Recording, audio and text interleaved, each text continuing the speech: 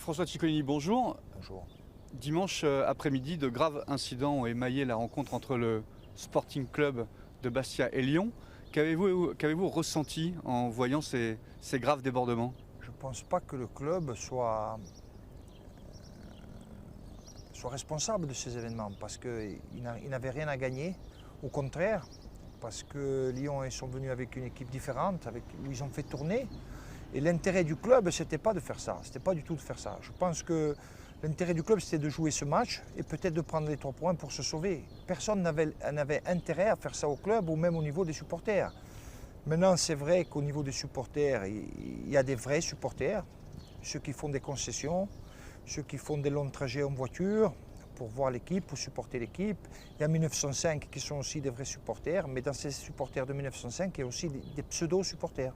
Mais vous, personnellement, en découvrant les images de cet envahissement de terrain, de ce pugilat entre supporters et joueurs, qu'avez-vous ressenti? Mais je n'ai même pas regardé parce que ça me faisait tellement mal que je n'ai pas regardé. Je n'ai pas eu le courage de regarder ces images. Très rapidement, on a repensé à ce que vous aviez déclaré le 5 novembre, quand vous étiez encore l'entraîneur du Sporting, après le match aller Lyon-Bastia. Vous aviez été assez virulent en conférence de presse, expliquant qu'au match retour, les Lyonnais seraient accueillis comme des hommes à la Corse. On s'est dit que peut-être qu'il y avait un lien entre vos déclarations et le comportement des supporters. Le problème, c'est qu'aujourd'hui, tout le monde cherche à faire le buzz au niveau des journalistes. Le problème, c'est qu'aujourd'hui, c'est qu'on cherche un responsable, mais on se trompe de cible, il faut chercher ailleurs. Ensuite, moi, j'ai dit ce que je dis, je ne parlais que de terrain. Qu'au niveau de l'agressivité, on allait être là, qu'au niveau des duels, on allait être là, et qu'au niveau des intentions, ce ne serait pas les mêmes la prochaine fois, et que ça allait être plus dur. Je n'ai jamais parlé de supporters ou de pseudo-supporters, ou que les supporters allaient mettre le souk dans ce match-là, jamais de la vie. Vous ne regrettez pas vos paroles? Non, parce que moi, je parlais que de terrain. Je ne parlais que de terrain, d'homme à homme sur le terrain. C'est tout, des vrais duels d'homme à homme. Mais vous comprenez que les gens, dimanche après-midi, et repenser très rapidement à vos déclarations du mois de novembre. C'est les journalistes qui ont repensé, pas les gens. Encore, s'il n'y a pas eu, il y a personne qui a dit ça. Ça, c'est parce qu'on veut faire monter la mayonnaise et qu'on cherche un coupable. Mais le coupable, il faut le chercher ailleurs, je pense. Parce que c'était Lyon, mais quelle que soit l'équipe qui allait jouer contre Bastia dimanche, il y aurait eu les mêmes problèmes. Pourquoi vous dites ça?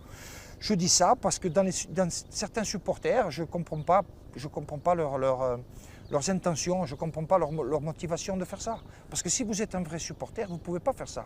Parce que toutes les conditions étaient réunies pour qu'on gagne ce match et qu'on puisse se sauver. Ça veut dire que, quelque part, les faits graves commis étaient prémédités? Je ne sais pas, mais en tout cas, il y a des gens qui ne sont pas venus pour regarder le match, ça c'est sûr. Ils sont venus pour faire quoi alors? Pour faire ce que vous avez vu, sûrement. Qu'est-ce que vous redoutez pour le club? Je sais pas, je sais pas ce qui va se passer. Moi, j'espère que ce match sera rejoué, voilà. Ça calmerait tout le monde. On entend beaucoup que ça peut être la fin du Sporting, la fin du football à Bastia. Non, je pense pas du tout. Pas du tout. Bastia, je pense que le football, c'est une institution, que ça va continuer, que le club va continuer à vivre. C'est sûr qu'il y a beaucoup de gens qui vont profiter de l'occasion pour nous taper dessus, ça c'est sûr, parce que 350 000 habitants, un club de Ligue 1, 2 clubs de Ligue 2, un club de National, ça fait jaser. Mais les faits donnent raison à ces gens qui vous tapent dessus. Mais nous, c'est toujours pareil, on donne toujours le bâton pour se faire battre. Et bien après, on prend des coups, on s'étonne. Il ne faut pas s'étonner. Ça ne vous étonne plus?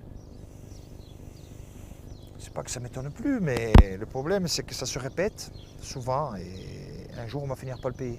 Donc ça veut dire aussi, peut-être, que les dirigeants, vos anciens dirigeants, n'ont pas non plus commis le nécessaire pour éradiquer cette violence dans cette tribune si particulière? Moi, je pense que les dirigeants, il faut qu'une fois pour toutes, ils prennent vraiment des vraies décisions et interdire ces gens-là de stade. Parce que je trouve que le président est trop gentil et qu'il faut qu'il soit beaucoup plus rigoureux, beaucoup plus dur avec ses pseudo-supporters. Il faut faire le ménage parce qu'on aura des gros soucis. Peut-être aujourd'hui, c'est le vrai moment de clarifier la situation et de régler ça. Il ne faut pas laisser aller les choses trop loin parce qu'après, on ne peut plus revenir en arrière.